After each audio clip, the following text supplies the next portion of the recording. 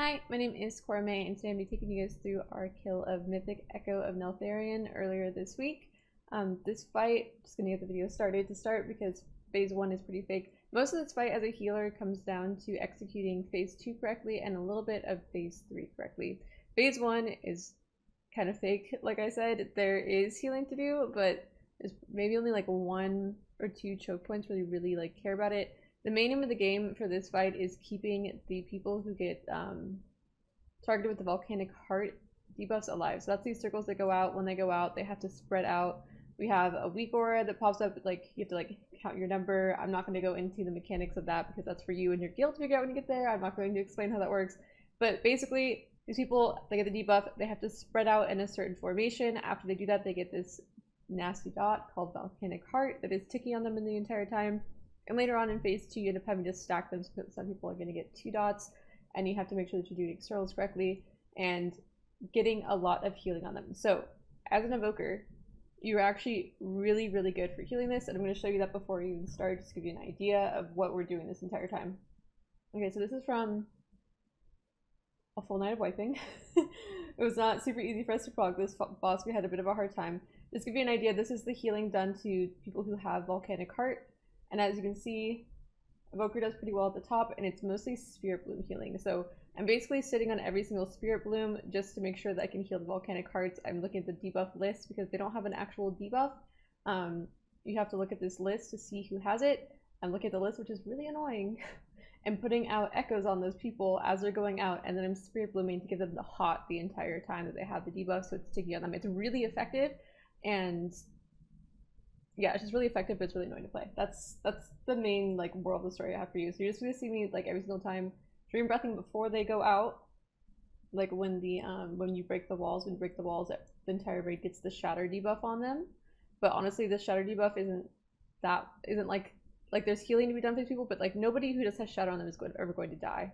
That's not really what you're concerned about. You're way more concerned about people with the volcanic heart, especially in phase 2 when you're getting the shatter. And then he's doing the big AoE that's going on, and then you're getting double debuffs and stuff like that. That's when you really want to make sure that you are paying attention to people with volcanic heart. That is the main name of the game here for you as an evoker, is to shine on that volcanic heart healing. Okay, getting into the video, I'm just going to show you how it's basically done. And this fight is super cyclical, and so I'm actually not going to have a whole lot of specifics to say. It's just normally when those things first go out, I dream breath. You're going to see me put some echoes out on the volcanic heart guys. Let me full screen this. It's not going to help that much because my friends are at the bottom, but you can see me putting it on those guys. The Spirit Blooming is someone who has it.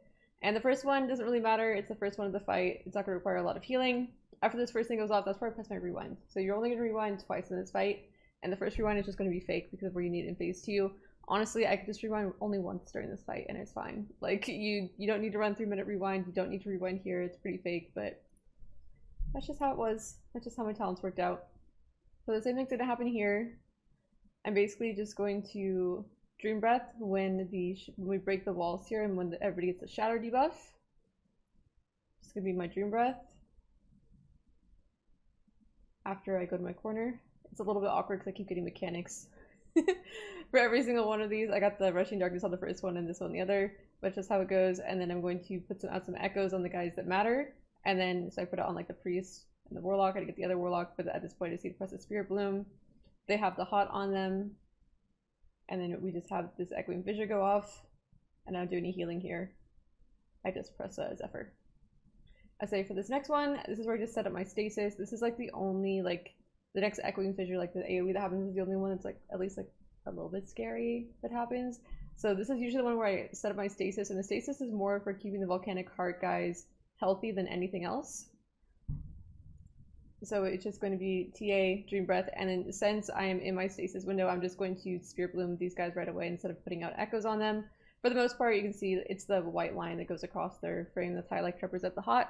It targeted most of the people that had volcanic heart there, and the person it missed was our hunter. So I make sure I put echo on him before I detonate this time. And then now I have full hots rolling on all the guys that have volcanic heart.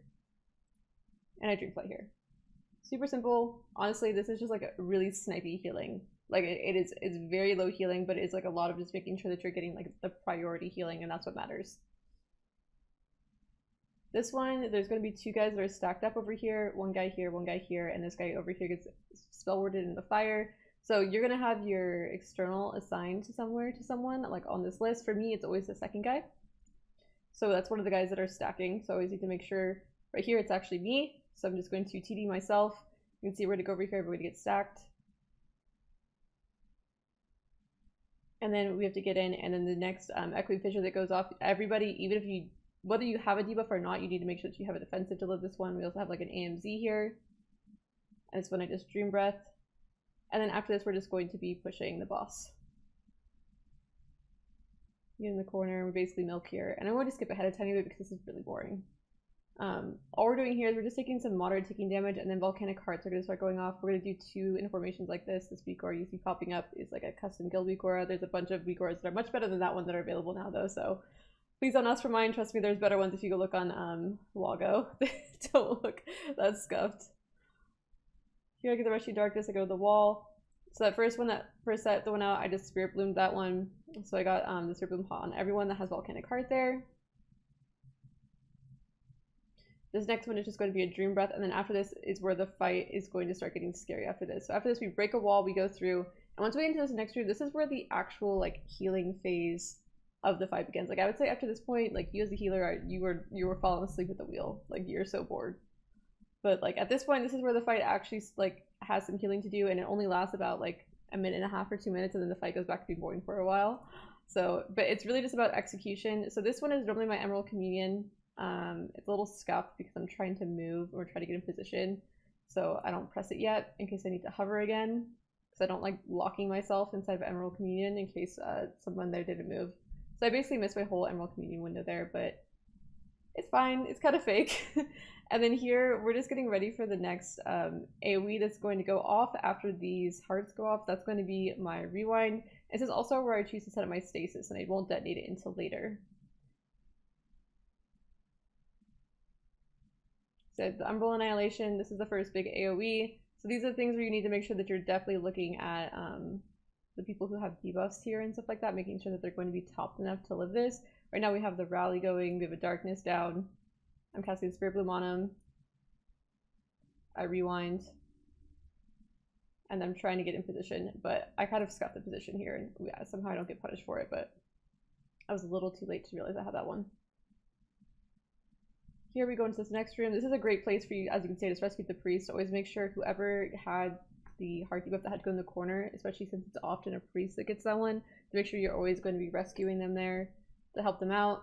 Here, just try to keep up the heart debuffs. This is where we're going to have 2 stacked here, 1 guy not stacked, and 2 stacked here. So this first one that goes out is going to be externals. Some people do it differently, where they do AM and personals first, or then externals the next one that comes out. It doesn't matter, just whatever your guild decides to do. For us, it just worked better to do externals first and then AM and personals on the second. So this Umbral Annihilation is always a little bit scary. I'm going to back it up a second. So you're going to notice that I decide to detonate my stasis on purpose before the AoE goes out. Now, most of the time you think about something like this happening and you think you want to detonate your stasis after when there's the most healing to do, but all I'm actually concerned about is just getting as much healing as possible onto these like hard debuff targets, because like everyone else is not in danger of dying. Like how much healing I do once I like the AoE is over doesn't actually matter. It just matters that like I can get everybody as topped as possible going into the annihilation.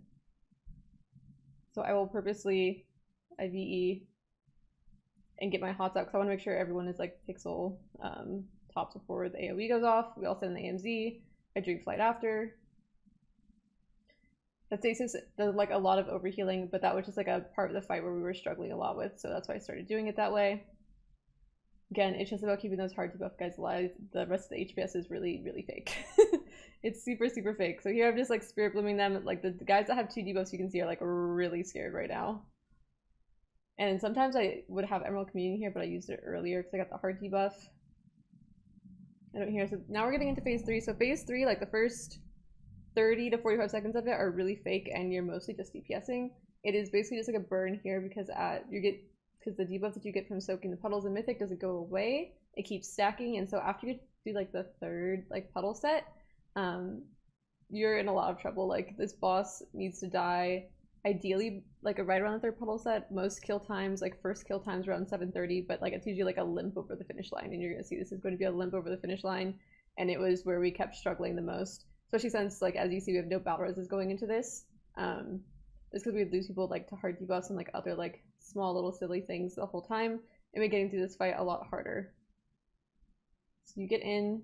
This is where I set up a stasis, and then I just will detonate it after the next portal. This is where we lost. And then trying to do some damage here. These ads do need to die, so making sure that you have fire breath for these ads is pretty important. When you can put out an oppressing roar, as I did right there, because people are going to actually be CCing them quite a bit to make sure that they're not hitting the tank for too much. Like one of the biggest failures in phase 3 for most guilds is going to be your tank dying. So right after these go off is when I'm going to press my stasis. I'm probably getting that portal a little bit too early. And then the boss is at 10% right now, and basically we're trying to kill this boss as best we can before the next portal goes out. You should mostly be doing some damage here, a little bit of healing. We are like having some people tick out, so I'm healing a bit more than I was on the other pulls for sure. I'm going to Zephyr before we get in these next ones. TD myself because I'm going to die. Ideally I'd be saving that for the tank, but I was going to die if I didn't do it, I'm pretty sure. The Dream Flight. Hopefully getting somewhere understanding Emerald Communion, and the boss should die.